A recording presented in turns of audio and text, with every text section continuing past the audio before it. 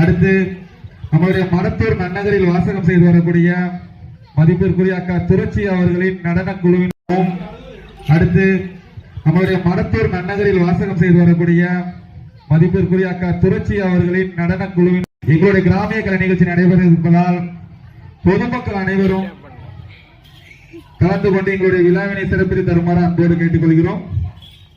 அடுத்தபடியாக பிள்ளையார் திரும்பவும் பிள்ளையார் தான்.